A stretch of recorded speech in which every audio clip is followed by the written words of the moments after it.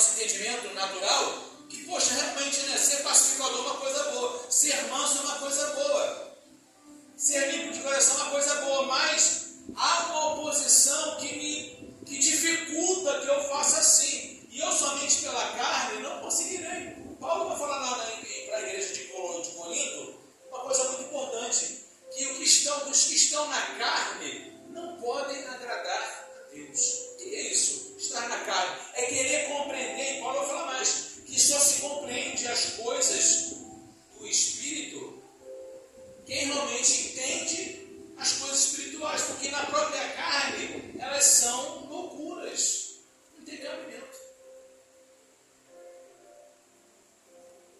Como alguém vai me estressar, vai me irritar e eu vou ficar de boa, vou ser pacificador? Como alguém vai bater numa face e eu vou dar outra? Como pode isso? Se não for pelo Espírito.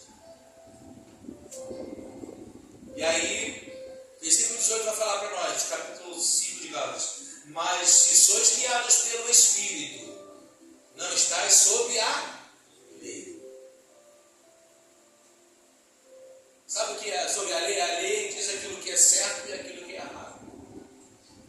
Quem está no Espírito consegue trafegar acima disso. Já sabe, você alcançou um nível acima, a ponto de que fazer o cumprimento da lei é tranquilo, vai acontecer naturalmente isso. Porque o Espírito, ele vai proporcionar essa condição.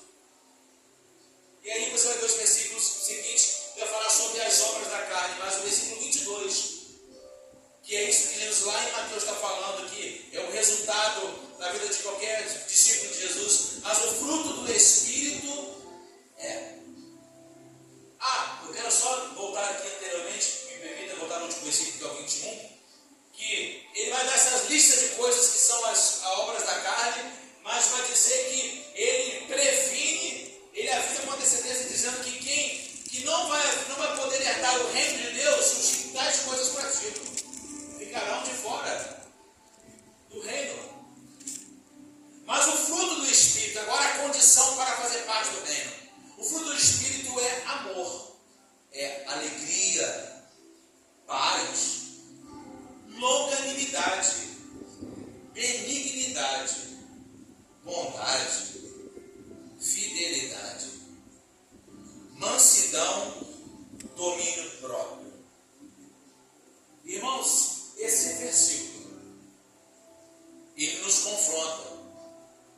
Porque às vezes a maneira que estamos vivendo, ou não a atenção que estamos dando para esse modelo que a Bíblia nos sugere, nos recomenda, ser o melhor modelo, ser a melhor forma. Eu consigo expressar amor, todas essas atitudes, essas qualidades do versículo 22, quando eu tenho o fruto do Espírito em mim. Quando você tem o fruto do Espírito em você. Lembra quando o apóstolo Pedro faz um comentário na sua carta e fala assim: olha, não é possível, não dá certo, não há possibilidade de uma mesma fonte ali, dela sair uma água que é um pouco amargosa, uma água que é doce, uma água que é agradável ao paladar. Ou sai de ela tem uma natureza, ou ela tem outra, que as duas ao mesmo tempo não dá para sair. E é exatamente isso que Paulo está querendo ensinar aqui. Jesus ensinou nas bem-aventuranças: mansidão, domínio próprio. E é interessante, eu encerro aqui lembrando a vocês, né, um longa-metragem que passou, e é interessante, né, vale lembrar do filme chamado Todo-Poderoso.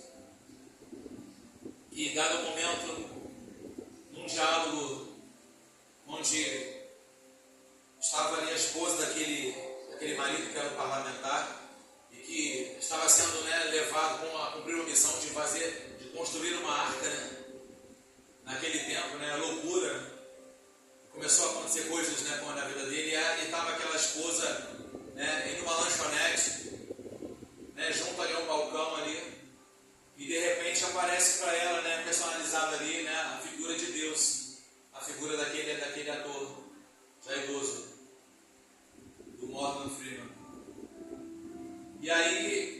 diálogo com ela, e ele começou a conversar com ela, puxou o assunto, e ela começou a falar do que estava acontecendo, e aí ele falou uma frase que ela é muito marcante, ela determina todo o comportamento. Ele falou para ela assim: vem cá, se você pede paciência para que Deus te dê paciência, será que Ele não vai, na verdade, colocar na sua vida circunstâncias para que você exerça a tão paciência que você pede para Ele? Isso é bem reflexivo, amados. Senhor, eu quero o fruto do Espírito. E nós que só demonstraremos amor, irmãos, quando tivermos uma oposição de ódio. Só conseguiremos demonstrar alegria quando tivermos alguém ao nosso encontro ou ante a nós com uma situação de tristeza profunda.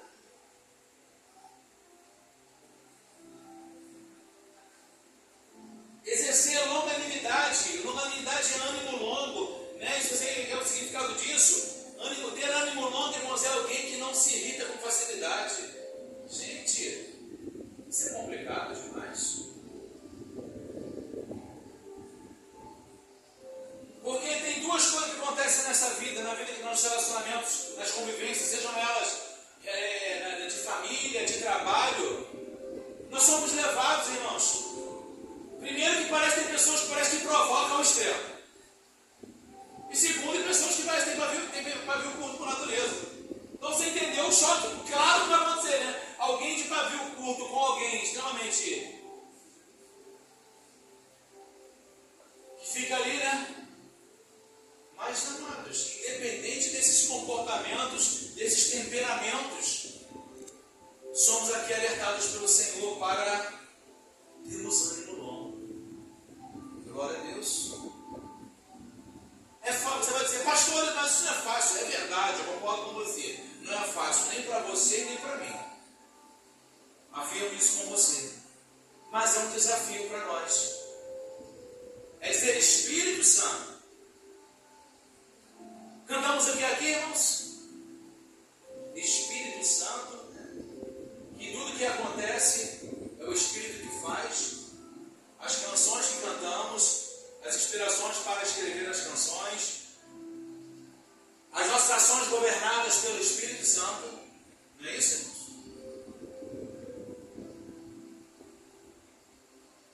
Espírito Santo.